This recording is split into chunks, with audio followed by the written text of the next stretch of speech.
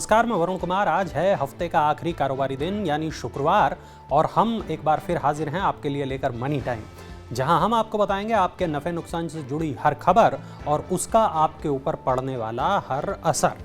आज की पहली खबर देश में गहराते बिजली संकट से जुड़ी है। गर्मी में बिजली कटौती से बचने के लिए सरकार ने बड़ा कदम उठाया है। भारतीय रेलवे ने रद्द की 657 ट्रेनें। कोयले की ढुलाई को प्राथमिकता दी जाएगी। कोयले की कमी और बिजली संकट के मद्देनजर भारतीय रेलवे पूरे देश में कोयले की ढुलाई में तेजी लाने के लिए 657 मेल और पैसेंजर ट्रेनों को कैंसिल करेगी। ये सभी ट्रेनें 24 मई तक रद्द रहेंगी। भारतीय रेलवे ने कहा कि थर्मल पावर प्लांट में कोयला पहुंचाने के लिए उसने ये निर्णय लिया है।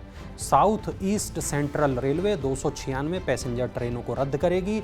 रद्द होने वाली 657 ट्रेनों में 500 से ज़्यादा लंबी दूरी की मेल और एक्सप्रेस ट्रेनें और 148 पैसेंजर ट्रेनें शामिल हैं। इस कदम से भारतीय रेलवे प्रतिदिन 400 रैक कोयले की ढुलाई कर पाएगी, जो पिछले 5 साल का सबसे ऊंचा स्तर होगा। हाल ही में कोयला मंत्रालय ने मौजूदा पावर डिमांड को पूरा करने के लिए दैनिक आधार पर 422 कोल रैक चलाने का आग्रह किया था। 2022 की पहली तिमाही में घरों की बिक्री बढ़ी। इस साल मजबूत ग्रोथ की उम्मीद है। वर्ष 2022 की पहली तिमाही में घरों की बिक्री में बहुत अधिक तेजी आई है। CBRE ने अपनी रिपोर्ट में बताया कि देश में जनवरी से मार्च 2022 के दौरान 70,000 घरों की बिक्री हुई है। ये सालाना आधार पर 40% और तिमाही आधार पर 13% ज्यादा है। कुल बिक्री में से 68% मकानों की बिक्री पुणे, दिल्ली, NCR और मुंबई में हुई है। रिपोर्ट में बताया गया कि सबसे ज्यादा मकान मिड एंड और अफोर्डेबल कैटेगरी में बिके हैं। पहली तिमाही में 60,000 घरों को लॉन्च किया गया। रिपोर्ट में यह भी बताया गया कि रियल्टी सेगमेंट में पूरे साल तेजी बनी रहने की उम्मीद है।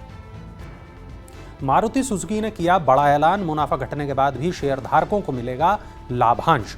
देश की सबसे बड़ी कार निर्माता कंपनी मारुति सुजुकी ने शुक्रवार को अपने वित्तीय नतीजे पेश करते हुए शेयरधारकों को प्रति शेयर 60 रुपये का लाभांश देने की घोषणा की है। वित्त वर्ष 2021-22 की चौथी तिमाही में कंपनी का कंसोलिडेटेड मुनाफा करीब 51% बढ़कर 1875 करोड़ रुपए रहा।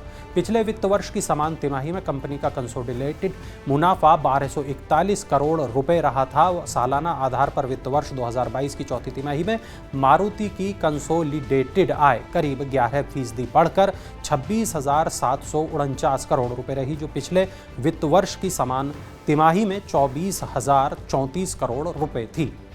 अक्षय तृतीया से पहले सोना हुआ महंगा। विदेशों में भी बढ़ गई है कीमत।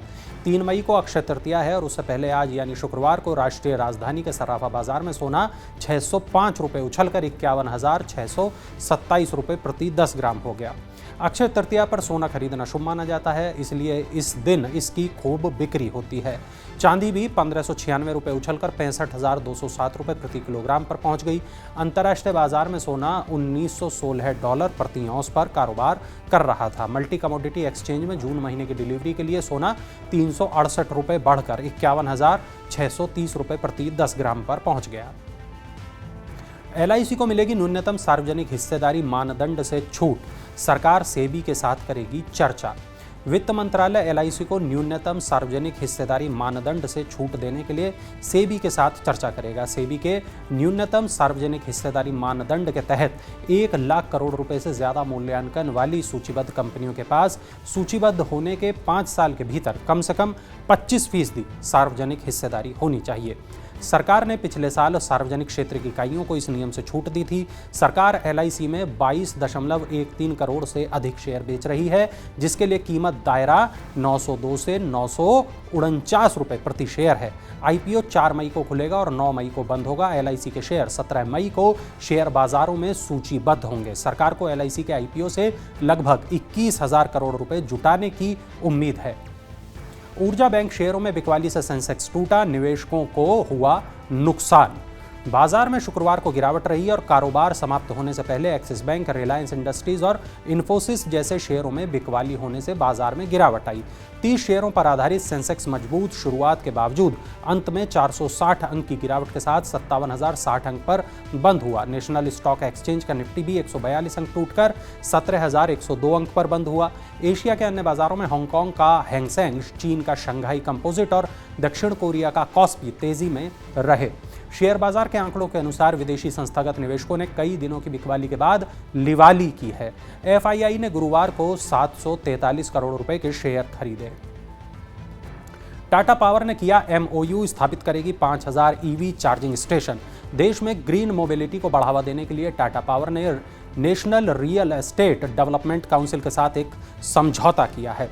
इस समझौते के तहत टाटा पावर महाराष्ट्र में नरेडको सदस्य डेवलपर्स की प्रॉपर्टी में 5000 ईवी चार्जिंग पॉइंट की स्थापना करेगी।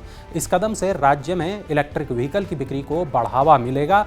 टाटा पावर नरेडको के मेंबर्स डेवलपर्स की प्रॉपर्टी में कॉम्प्रिहेंसिव ईवी चार्जिंग सॉल्यूशन उपलब्ध कराएगी। ईवी वाहन मालिक टाटा पावर की EZ चार्ज मोबाइल ऐप के जरिए 24 घंटे व्हीकल चार्जिंग, मॉनिटरिंग और ई पेमेंट सुविधा का लाभ उठा सकेंगे। टोयोटा ने की घोषणा, 1 मई से अर्बन क्रूजर और ग्लेंजा की कीमत में होगा इजाफा। टोयोटा किर्लोस्कर मोटर्स ने कहा कि एसयूवी अर्बन क्रूजर और हैचबैक ग्लेंजा की कीमत में 1 मई 2022 से बढ़ोतरी की जाएगी। कंपनी ने कहा, वाहन निर्माण की लागत में बढ़ोतरी होने के कारण गाड़ियों की कीमतों में बढ़ोतरी की गई है। अभी अर्बन क्रूजर की कीमत 8.88 लाख से 11.58 लाख रुपए के बीच है। ग्लेंजा की कीमत 6.39 लाख रुपए से लेकर 9.96 लाख रुपए है। कंपनी ने कहा कि निर्माण लागत बढ़ने के कारण मूल्य वृद्धि करनी पड़ी है। हालांकि ग्राहकों को ध्यान में रखते हुए कुल मूल्य वृद्धि कम ही रखी गई है। स्टील, एल्यूमिनियम और अन्य महंगी धातुओं समेत कच्ची सामग्री का ऊंची कीमतों का असर वाहन विनिर्माताओं पर पड़ा है। मारुति सुजुकी ने भी इस महीने अपनी गाड़ियों की कीमतें बढ़ाई थी। इससे पहले टाटा मोटर्स ने अपने यात्री वाहनों की कीमतें औसतन 1.1% बढ़ाई थी। चलिए अब नजर डालते हैं आईपीओ अपडेट्स पर, देखते हैं क्या कुछ चल रहा है आईपीओ की हलचल के भीतर। मुकेश अंबानी भारत के 2 सबसे बड़े आईपीओ लाने की तैयारी कर रहे हैं। रिलायंस रिटेल वेंचर्स और रिलायंस जियो प्लेटफॉर्म को शेयर बाजार में लिस्ट कराया जाएगा। दोनों कंपनियां 50,000 से लेकर 75,000 करोड़ रुपए जुटा सकती हैं। ऐसी भी खबरें हैं, इन दोनों कंपनियों को भारत के साथ ही साथ विदेशों में भी लिस्ट कराया जाएगा। LIC के शेयर 17 मई को एक्सचेंज पर लिस्ट हो सकते हैं। सरकार LIC में अपनी 3.5% हिस्सेदारी बेच रही है। आईपीओ के लिए प्राइस बैंड 902 से 949 रुपये प्रति शेयर तय किया गया है। एंकर इन्वेस्टर्स के लिए इशू 2 मई को खुलेगा। 10% शेयर पॉलिसी होल्डर्स के लिए आरक्षित हैं और उन्हें 60 रुपये प्रति शेयर का डिस्काउंट भी दिया जाएगा। तो ये थी आज की तमाम बड़ी खबरें, वो खबरें जो डालती हैं आपकी जेब और आपकी जिंदगी पर असर। ऐसी ही तमाम बड़ी खबरों के लिए आप बने रहें मनी 9 के साथ, देखते रहें मनी टाइम।